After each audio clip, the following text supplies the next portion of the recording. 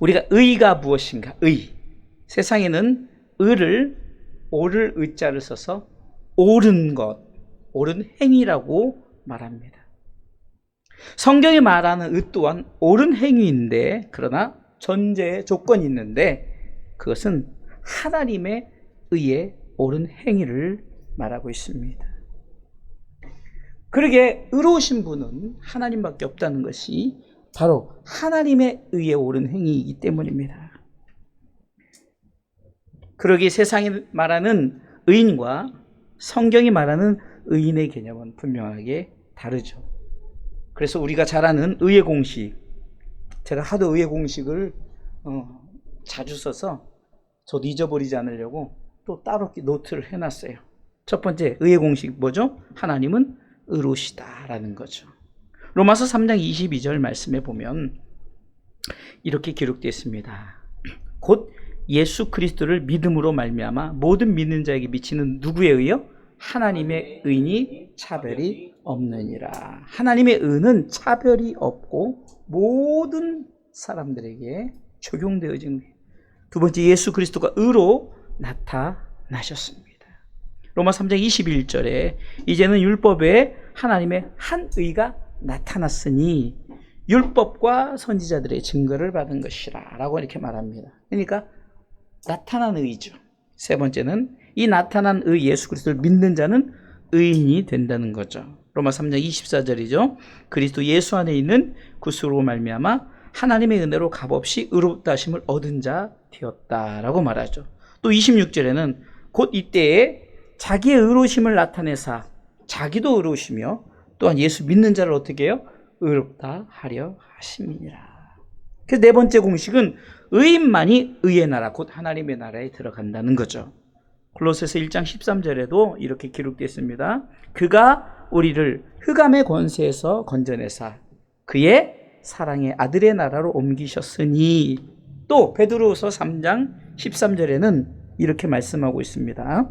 우리는 그의 약속대로 의에 거하는 바 새하늘과 새 땅을 바라도다. 의에 거하는 바, 의의 나라에 거하기 때문에 우리는 그 나라를 바라보는 믿음. 이렇게 의의 공식은 하나님은 의로우시고, 한번 읽어볼까요? 첫 번째, 하나님은 의로우십니다. 두 번째, 예수 그리스도가 의로 나타나셨습니다. 세 번째, 나타난 의 예수 그리스도를 믿는 자는 의인이 됩니다. 네 번째, 의인만이 의의 나라, 하나님의 나라에 들어갑니다. 우리가 이 의의 공식을 알고 의가 무엇인가, 세상에 말하는 의가 아니라 바로 하나님의 의의 행위를 의다. 그러면 오늘 말씀의 제목이 뭘까요? 의를 위한 기도예요. 이 의를 알고, 우리가 의의 공식을 알고 이 의를 위해서 오늘 본문은 어떻게 기도했는가, 시편 기자는 어떻게 기도했는가. 자, 오늘 첫 번째 의를 위한 기도, 첫 번째는 따라서 하세요. 의의 고백이 있도록 기도해야 합니다. 의의 고백을 해야 되는 거예요. 의의 고백이 무엇일까? 시편 기자는 오늘 본문에 이렇게 고백하죠. 내 의의 하나님이여. 그러니까 나의 의의 하나님, 내 의의 하나님이여 라는 이 고백은 의의 찬송이 되죠. 이 말은 오직 하나님은 의로우십니다. 그러니까 하나님만이 의로우다는 거예요. 아까 제가 의의 공식에 대해서 세상의 의가 아니라 하나님의 의라고 그랬죠. 그 하나님은 두 번째, 나의 의가 되신다. 따라서 나의 의가 되신다. 그렇죠? 하나님만이 의로우시고 그분이 나의 의예요. 남의 의가 아니에요. 너의 의가 아니라 나의 의가 된다는 거예요. 의의 고백 세 번째는 나는 나타난 의를 믿습니다. 이 고백이 있습니다. 예수 그리스도를 나타난 의라고 그랬죠? 그 나타난 의를 믿습니다. 네 번째 의의 고백은요, 그 의로 말미암아 나는 의의 나라에 반드시 들어갑니다. 할렐루야. 자, 의의 고백, 내 하나님, 내 의의 하나님이여 라고 고백하는 이 시편 기자 고백을 통해서 여러분들 아멘만 붙이면 돼요. 오직 하나님만이 의로우십니다. 그 하나님은 나의 의가 되십니다. 나는 나타난 의 예수 그리스도를 믿습니다. 그 의로 말미암아 나는 의의 나라에 반드시 들어갑니다. 이 고백을 우리가 해야 된다는 거예요. 할렐루야. 두 번째, 의를 위한 기도. 첫 번째는 의의 고백이 있도록 기도해야 된다고 그랬어요. 의의 고백. 두 번째는 의의 제사를 드리기 위해 기도해야 됩니다. 두 번째 크게 읽어보겠습니다. 시작. 의의 제사를 드리기 위해 기도해야 합니다. 오늘 본문의 5절 말씀 다 안 읽었기 때문에 5절 말씀을 이렇게 기록했어요. 의의 제사를 드리고 여호와를 의뢰할지어다. 이 말은 의의 제사를 드리고 여호와를 의뢰하는 마음으로 하나님 앞에 내가 제사를 드리겠다. 의의 제사는 첫 번째는 예수님이 드리신 십자가의 제사죠. 나를 위해 흘리신 예수님의 십자가의 피의 제사예요. 히브리서 9장 22절에 율법을 쫓아 그의 모든 물건이 피로써 정결케 되나니, 여기 읽어보겠습니다. 시작. 피 흘림이 없은즉 사함이 없느니라. 다시 한번 그 부분만 시작. 피 흘림이 없은즉 사함이 없느니라. 바로 나를 위해 흘리신 예수 그리스도의 십자가의 피의 제사가 있기에 내가 죄사함을 받았다는 거예요. 의의 제사가 바로 이겁니다. 곧 이 십자가의 피의 제사는 뭐로 우리 가운데 보여집니까? 여러분 잘 아시죠? 유월절 어린 양의 피로 보여지죠. 유월절 어린 양의 피는 크게 두 가지로 의미하는데요. 첫 번째는 구약의 유월절을 말합니다. 이 구약 유월절은 과거의 성경을 통해서 우리에게 나타난 의죠. 그 어린 양의 피죠. 이 말은 구약의 유월절은 이스라엘 백성들을 위해서 곧 나를 위한 유월절이라는 거예요. 다시 말해서 나를 살리기 위해서 피 흘려 십자가 지신 예수를 우리 가운데 구약의 유월절 통해서 보여주는 거예요. 출애굽기 12장 21절 말씀해 보니까 출애굽기 12장 21절과 22절 23절은 좀 읽어보겠습니다. 같이 읽습니다. 모세가 이스라엘 모든 장로를 불러서 그들에게 이르되 너희는 나가서 너희 가족대로 어린 양을 택하여 유월절 양으로 잡고 부조 각 개인의 한 사람 한 사람 읽습니다. 너희는 우슬초 묶음을 22절 너희는 우슬조 묶음을 취하여 그리스도의 담은 피의 적시에서 그 피를 문 임방과 좌우 설주에 뿌리고 아침까지 한 사람도 자기 집 문 밖에 나가지 말라. 각 개인의 그 피의 제사를 말하고 있어요. 23절 같이 읽습니다. 여호와께서 애굽 사람을 치러 두루 다니실 때 문 임방과 좌우 설주의 피를 보시면 그 문을 넘으시고 멸하는 자로 너희 집에 들어가서 너희를 치지 못하게 하실 것입니다. 구약 유월절은 실제로 어린 양의 피가 좌우 문설주에 각 개인의 사람대로 개인의 구원을 개인의 그 피의 제사의 구원을 보여주시는 거죠. 보면 죽음의 사자가 넘어가요. 왜요? 이것은 바로 우리 가운데 신약의 유월절 통해서 더 광범위하게 보여주고 있는 거예요. 구약의 유월절은 단순히 이스라엘 백성 곧 나 한 사람, 이게 어떻게 보면 개인적인, 이게 아주 적은 의미는 나를 위한 유월절이라면 신약의 유월절은 온 인류를 위한 유월절. 이게 광범위하게. 베드로전서 1장 19절은 이렇게 말씀하고 있습니다. 같이 읽습니다. 오직 흠없고 점 없는 어린 양 같은 그리스도의 보배인 피로 한 것이니라. 아멘. 신약의 유월절은 그리스도의 보배의 흐른 피로 온 인류를 위해서. 골로새서 1장 20절 말씀해 보면 이렇게 기록되어 있습니다. 그의 십자가의 피로 화평을 이루사 만물 곧 땅에 있는 것들이나 하늘에 있는 것들을 그로 말미암아 자기와 화목해 되기를 기뻐하시. 개인의 유월절이 아니라 모든 만물이에요. 모든 만물. 또한 요한계시록 7장 14절의 말씀에 보면 내가 가로되 내 주여 당신이 알리이다 하니 그가 나더러 이르되 이는 큰 환난에서 나오는 자들인데 어린 양의 피에 그 옷을 씻어 쉬게 하였느니라. 영적 14만 4천 명을 얘기하는 거죠. 이것은 예수 믿는 모든 사람들이. 그러니까 영적 좌우 임방 문설주의 그 피의 제사를 우리가 그것을 받아들이고 우리가 그것을 믿고 나갈 때 우리는 어떻게 됐다고요? 죽음의 사자가 넘어가는 역사가 있었어요. 할렐루야. 자, 예수님이 우리를 위해서 그 십자가의 피의 제사가 바로 유월절 어린 양의 피라고 그랬어요. 크게 두 번째는요. 그러니까 의의 제사는 예수님이 드린 십자가의 제사라고 했어요. 두 번째는 뭐냐? 나 곧 우리가 드려야 할 피의 제사, 곧 헌신의 제사라는 거예요. 잘 들으세요. 자, 주목해 보세요.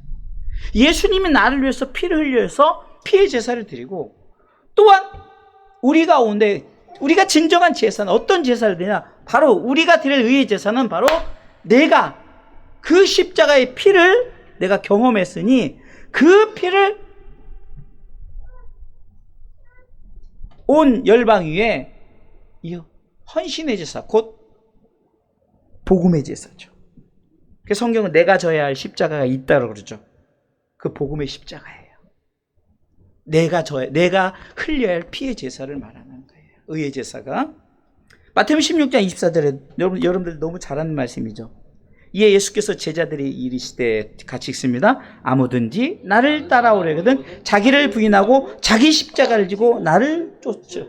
내 십자가, 이것이 바로 내가 드려야 할 의의, 예수님이 드린 의의 십자가, 의의 제사가 있었다면 바로 내가 드려야 할 의의 제사가 있는 줄 믿으시기 바랍니다. 그래서 바울은 골로새서 1장 24절을 통해서 자주 썼던 말씀이죠. 같이 합독합니다. 내가 이제 너희를 위하여 받는 괴로움을 기뻐하고 그리스도의 남은 고난을 그의 몸된 교회를 위하여 내 육체에 채운, 내가 이제 피의 제사를 드린다는 거예요. 할렐루야. 바로 이 모습은 이 복음의 명령 앞에 순종하는 것이 내가 지는 피의 제사를 드리는 것. 그래서 우리가 잘 아는 말씀 마태복음 28장 18절로 20절, 예수님께서 지상 최대 명령을 뭐라고 말씀하십니까? 같이 읽습니다. 예수께서 나와 일러 가라사대 때 하늘과 땅의 모든 권세를 내게 주셨으니 그러므로 너희는 가서 모든 족속으로 제자를 삼아 아버지와 아들과 성령의 이름으로 세례를 주고 내가 너희에게 분부한 모든 것을 가르쳐 지키게 하라. 볼지어다 내가 세상 끝날까지 너희와 항상 함께 있으리라 하시니라. 할렐루야. 아멘. 바로 이거예요. 의의 제사는, 내가 드릴 의의 제사는, 크게는 의의 제사는 예수님의 피의 제사가 있었고, 내가 흘려야 할 피의 제사는 바로 복음의 피의 제사죠. 바울은 그래서 자기는 이렇게 피의 제사를 드립니다라면서 자기의 사명을 말하는데, 사도행전 20장 23절로 우리가 잘 아는 24절 말씀 같이 읽어보겠습니다. 오직 성령이 각성해서 내게 증거하여 결박과 환난이 나를 기다린다 하시나 나의 달려갈 길과 주 예수께 받은 사명 곧 하나님의 은혜의 복음 증거하는 일을 마치려면은 나의 생명을 조금도 귀한 것으로 여기지 아니하노라 하면서 바울도 나 자신이 내가 드려야 할 피의 십자가, 내가 주님의 십자가의 피를 받았으니 이제는 내가 드려야 할 헌신의 피의 십자가, 그 십자가의 제사를 드리겠다고 고백하는 거예요. 바로 이것이 의의 제사인 줄 믿고 여러분들 의의 제사를 드리기 위해서 기도하시기 바랍니다. 세 번째 의를 위한 기도는 같이 세 번째 읽어보겠습니다. 읽습니다. 의의 열매를 위해 기도해야 합니다. 아멘. 열매가 있어야 되는 거죠. 열매. 요한복음 15장에 보면 무서운 말씀이 2절에 있어요. 예수님께서 나는 포도나무요 너희는 가지냐 하면서 2절 말씀은 이렇게 말씀하고 있습니다. 무릇 내게 있어 과실을 맺지 아니하는 가지는 아버지께서 이를 제버리시고 무릇 가시를 맺는 가지는 더 과실을 맺게 하여 이를 깨끗게 하시느냐. 잘 보세요. 제하여 버림가 하면은 더욱더 깨끗게 하는 그런 가지가 있죠. 6절에는 이렇게 말씀하고 있습니다. 같이 읽습니다. 6절. 사람이 내 안에 거하지 아니하면 가지처럼 밖에 버려 말라지나니 사람들이 이것을 모아다가 불에 던져 사르느니라. 이게 바로 불의 심판.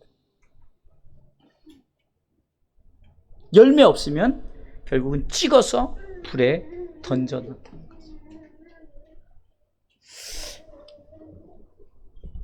오늘 선교사님하고 대화를 하던 중에 너무 더우니까 이 불의, 이제 물의 심판이 아니라 불의 심판이 이렇게 뜨거워지고 점점 더 뜨거워지면 어떻게 되겠어요?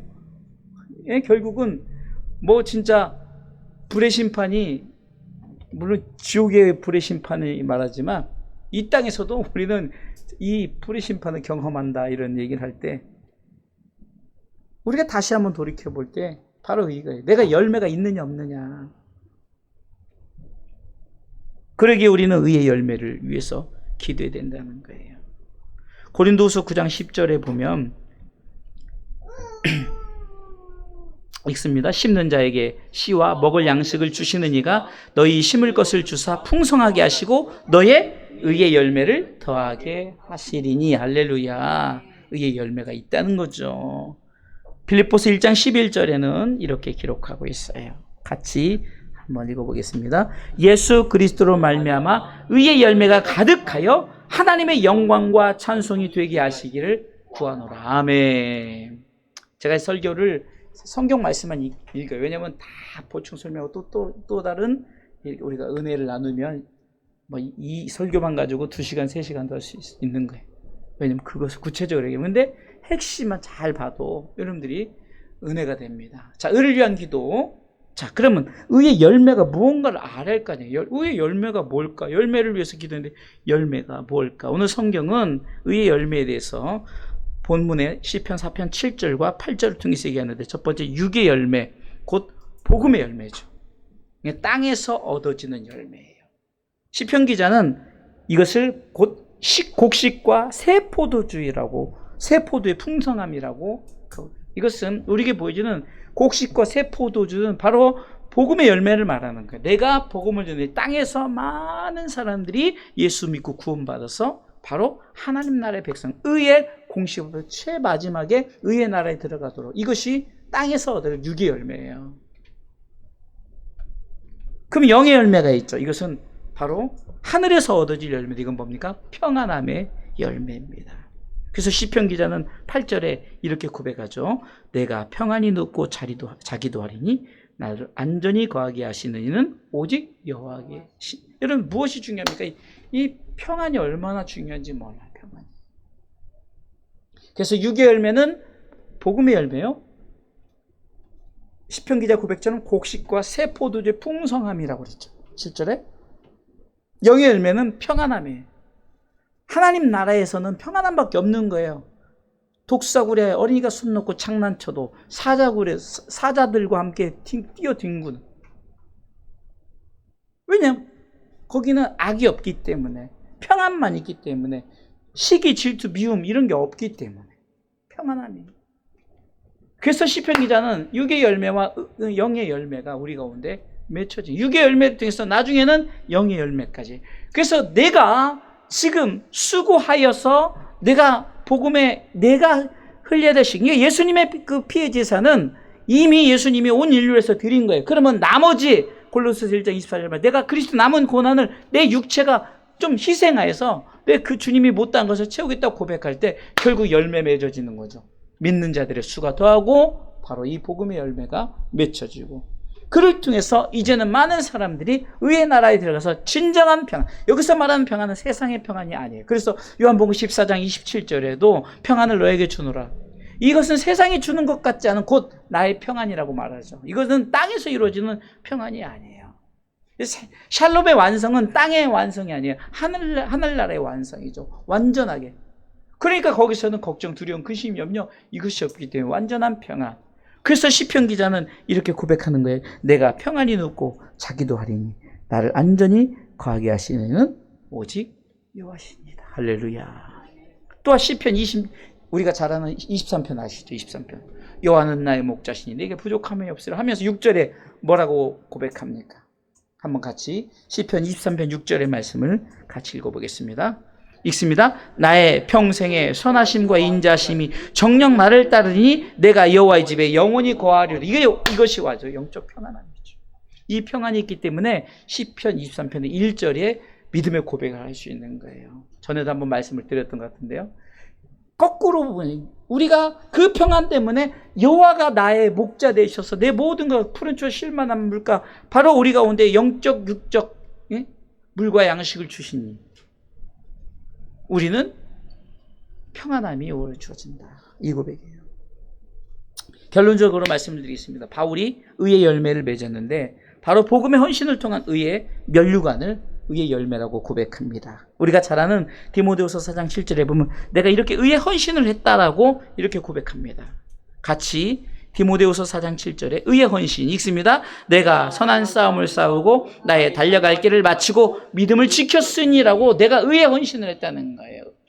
그랬더니 8절 같이 읽습니다. 이제 후로는 나를 위하여 의의 면류관이 예비되었다. 할렐루야. 의의 면류관. 이것이 바로 하나님 나라에서 얻어지는 평안의 열매라고 그는 고백하는 거예요. 그러면서 뭐라고 말합니까? 주 곧 의로우신 재판장이 그날에 내게 주실 것이니 내게만 아니라 주에 나타나신 사모하는 모든 자에게 이 의의 평안이 주어지는 줄 믿으시기 바랍니다. 할렐루야. 자, 여러분들에게 의를 위한 기도의 제목을 3가지를 드리겠습니다. 첫 번째는 뭐라고요? 같이 한번 보겠습니다. 의를 위한 기도 제목 첫 번째, 의의 고백이 있도록 기도해야 합니다. 그래서 아멘 하세요. 오직 하나님만이 의로우십니다. 그 하나님은 나의 의가 되십니다. 아멘. 나는 나타난 의를 믿습니다. 아멘. 그 의로 말미암아 나는 의의 나라에 반드시 들어갑니다. 아멘. 이게 바로 의의 고백이에요. 의의 제사는 예수님이 나를 위해서 흘리신 그분의 의의 제사가 있었고, 예수님께서는 이제는 너희가 져야 될 의의 제사가 있다. 그 십자가. 그래서 그리스도의 남은 고난을 내가 내 몸을 통해서 채우겠다라고 고백하죠. 세 번째 의의 열매죠. 바로 열매는 육적 열매, 복음의 열매. 땅에서 얻어지는 열매. 그랬더니 여러분들 뭐 돈 이런 거 생각했죠. 건강. 아니에요. 그거는요, 줄 수도 있고 안 줄 수도 있고. 이것 때문에 우리가 피해 제사를 드리는 거 아니에요. 피해 제사는 이 복음을 위해서 드려지는 거죠. 그래서 우리 가운데 곡식과 세포도주의 풍성함은 바로 영혼 구원의 풍성함을 말하는 거지, 그냥 이것을 다 그런 거에 맞춰서 예수 믿으면 이렇게 잘 돼. 그러면 안 되는 분들은 예수 믿고 가난하고, 예수 믿고 병들고, 예수 믿고 때로는 그 장애를 입고, 그런 사람들은 이 말씀과 안 맞잖아요. 이건 다 우리 가운데 영적 말씀이에요. 영의 열매, 평안의 열매가 하나님 나라에서 이루어지고, 바로 우리도 바울의 고백처럼 내가 선한 싸움을 싸우고 달려갈 길을 마치고 내가 믿음을 지켰으니 라고 의의 헌신을 통해서 후에는 나에게 의의 면류관 이 평안의 열매가 주어질 것을 믿습니다라고 우리가 기도하면서 나아가시길 주님의 이름으로 축원합니다.